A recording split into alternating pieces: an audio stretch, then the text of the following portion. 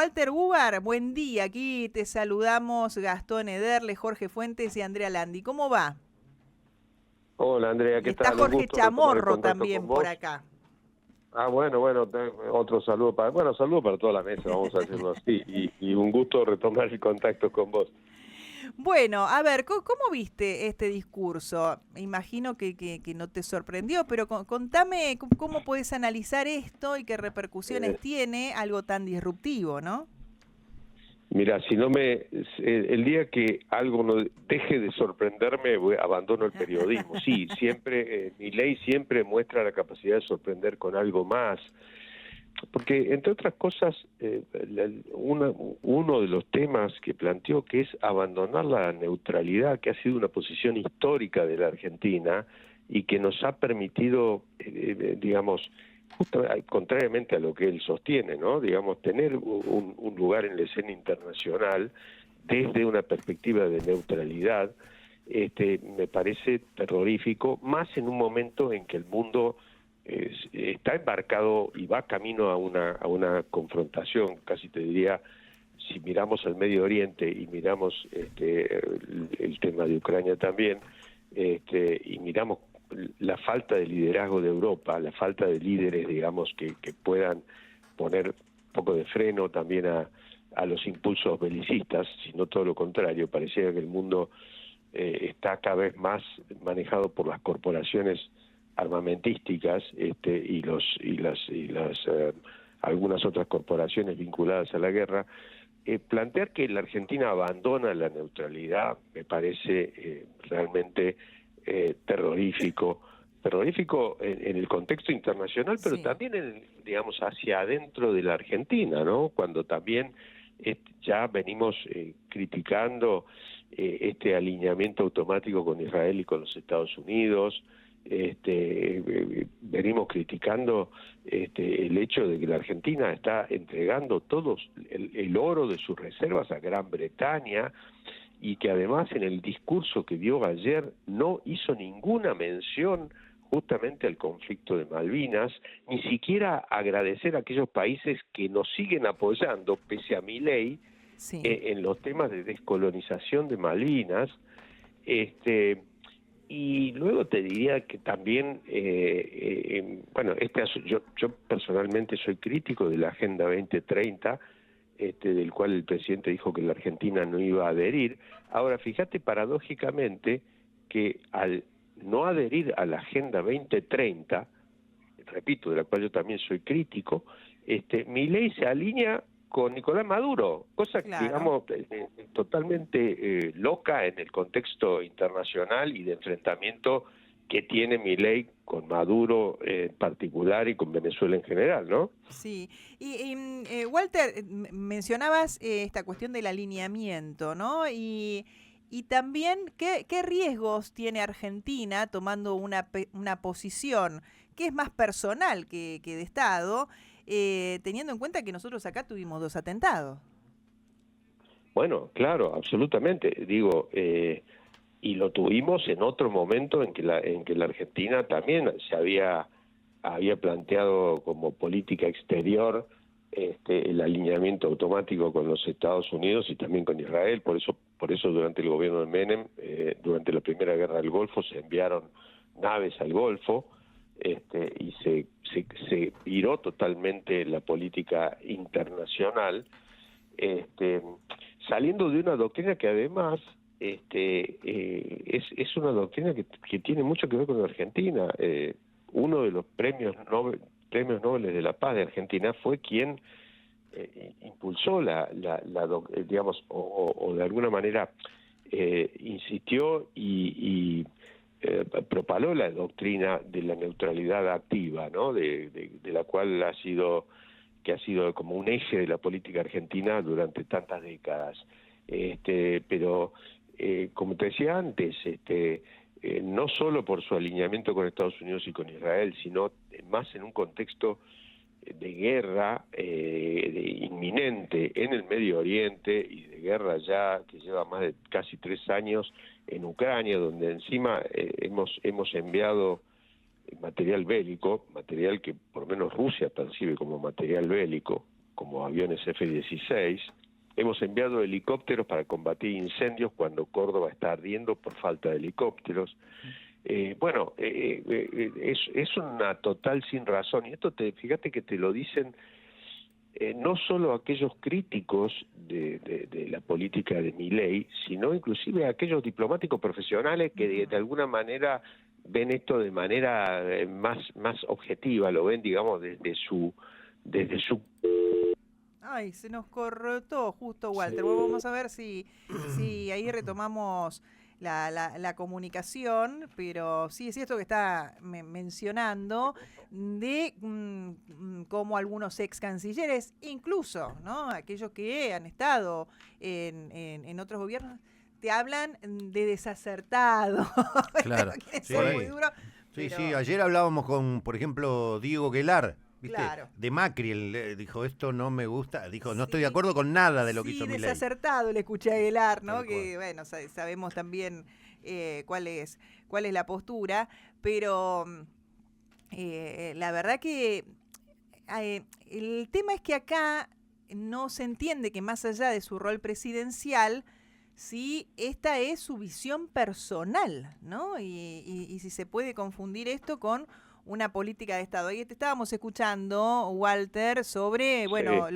los referentes o ex diplomáticos que también se han manifestado al respecto, ¿no? Absolutamente. Después, digo, para un poco redondear también el tema, a la ONU se le pueden hacer muchas críticas. La ONU ha sido bastante inoperante te diría, en las últimas décadas, casi podríamos poner desde antes de los atentados de las Torres Gemelas, digamos, donde la hegemonía estadounidense llevó a arrastrar a una serie de países, particularmente los europeos, a alinearse con los Estados Unidos. Estados Unidos nunca pidió permiso a la ONU para sus invasiones. La ONU siempre tuvo una suerte de doble rasero en los temas de política exterior, una política, digamos, bastante hipócrita, donde se criticaba, digamos, a los enemigos de Estados Unidos y se avalaba cualquier cosa que hacía los Estados Unidos. Ahora, decir que la ONU es socialista o socializante, digamos, Sí. es otro de los disparates Porque que no, es la culpable de digamos, todas las pues, digo, guerras, que de hecho ayer por eso también leía a Aguilar y decía, es como echarle la culpa al Código Penal de que no resuelve los delitos en la Argentina, ¿no? Qué sé yo, lo mismo. Dice, ¿no? Exacto. Y digamos, justamente está buena la referencia de Guelar, porque digamos, Guelar es una persona que ha sido embajador de Mauricio Macri en China, digamos, tiene esa trayectoria muy meritoria, por cierto, pero digamos, habla también de su ubicación dentro del espectro político, ¿no? Y así mucha otra gente que realmente no comprende. En tu caso, aunque podría ser, te diría, hasta un poco más de moderación en posturas tan tajantes, tan terminantes, y que además en realidad parecen de décadas pasadas, ¿no? Porque parecen... Sí, son Ni categorías siquiera creo anacrónicas, en la época incluso de de la guerra, análisis, ni claro. siquiera en la época de la Guerra Fría alguien se hubiera atrevido Animado. a decir que las Naciones Unidas eran socializantes, ¿no? Walter, justamente a esto apelaba mi pregunta y con tu vasta experiencia, si vos recordás algún mandatario que haya hecho un discurso de estas características tratando de ser disruptivo, pero digo, de espaldas al mundo, y no solo eso, sino que además sea tan crítico con la ONU, siendo la primera vez que Milei va a la ONU además, ¿no? ¿Recordás algo similar, esto de también, no solo de tratar de socialistas, sino de hablar de derechos humanos y bueno, indilgarle que sigan participando Cuba y Venezuela, por ejemplo? Claro, bueno, no, a ver, discursos críticos siempre los ha habido. Lo que pasa es que tiene más que ver con el grado de sensatez de la crítica y con los términos de la crítica, ¿no? yo creo que, por ejemplo, inclusive Cristina Fernández de Kirchner hizo varios discursos críticos a la ONU, hablando de cómo las decisiones de la ONU estaban concentradas en el Consejo de Seguridad de la ONU, donde en realidad uno le está, digamos, de alguna manera delegando el poder a aquellos países que tienen armas atómicas, lo cual es un sinsentido, por supuesto. Pero digamos, es una crítica que yo por lo menos le encuentro sentido. La crítica hacia la inoperancia de Naciones Unidas, o inclusive la necesidad de reformar a una organización como Naciones Unidas, es absolutamente válida. Ahora, eso no quita que de alguna manera tenga esa crítica, tiene que venir en base a propuestas sensatas, no a propuestas insensatas, disruptivas como las que expresó ayer el presidente Javier Milei, ¿no? Walter, querido, ¿cómo andás? Gracias por atendernos, siempre tan amable. Jorge. Y aparte decir que forma parte de mi menú diario de tratar de estar entendiendo la realidad. Pandemias y Vacunas, un portal que lo recomiendo de Walter, que es imperdible porque de alguna manera rompes el cerco hegemónico de lo que nadie casi te cuenta, Walter, ¿no? Esa es la idea, ¿no? Esa es la idea. Es una newsletter que va por Telegram o va por WhatsApp, así que y cualquier persona, digamos, interesada en estos temas me puede seguir por allí. Bueno, yo quiero aprovecharte para ir más allá y realmente algo que parece muy preocupante, que es hasta dónde puede llegar este tema de Israel, el Líbano. ¿Cómo estás viendo eso? Mira, yo hace rato que vengo planteando en distintas entrevistas, en notas, que de alguna manera la prolongación de la guerra y la generalización de la guerra es el último recurso de Benjamín Netanyahu. Y esto se viene cumpliendo, ¿no? Porque después del exterminio que de alguna manera todos de los cuales todos fuimos testigos en la Franja de Gaza, bueno, ahora ha emprendido contra el Líbano, utilizando además metodologías realmente que han sorprendido al mundo. Digo esto porque el colocar explosivos en los beepers, colocar explosivos en equipos de comunicaciones, es un acto de terrorismo y justamente definido por Naciones Unidas como tal. Yo me hago la pregunta, ¿qué hubiera pasado si Hezbollah hubiese colocado explosivos en los teléfonos de soldados israelíes? Yo no tengo la menor duda que hubiese sido calificado esto como un acto de terrorismo, y no ha sido calificado de la misma manera por los medios hegemónicos en el caso de ahora cuando lo perpetró Israel. Hay que recordar también que la inutilización o el bloqueo de los medios de comunicación son habitualmente el preludio de una invasión. Esto se está, casi te diría, verificando, primero con los incesantes bombardeos que se están produciendo, y yo no descarto la posibilidad de que Israel entre de manera terrestre al Líbano, seguramente, por lo menos al sur del Líbano, prácticamente seguro. Hay que decir también que, pese a lo que pintan algunos medios, Beirut, la capital del Líbano, no es un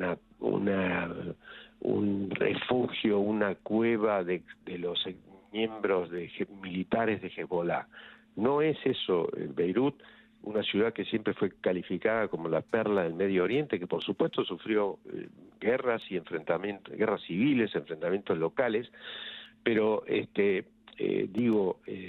sin temor a equivocarme, quisiera realmente equivocarme, que esto está colocando al mundo al borde de una guerra total. Hay que recordar que el domingo pasado, el fin de semana pasado, no sé si sábado o domingo, cayó sobre la ciudad de Tel Aviv un misil lanzado de Yemen. Yemen no es un país que tenga fronteras con Israel, pero sí los yemenitas se han solidarizado con los palestinos y lanzaron un misil hipersónico que vuela más de 10.000 kilómetros por hora, que logró sobrepasar, digamos, volar burlando a dos corbetas misilísticas estadounidenses y una francesa, y cayó en la ciudad de Tel Aviv.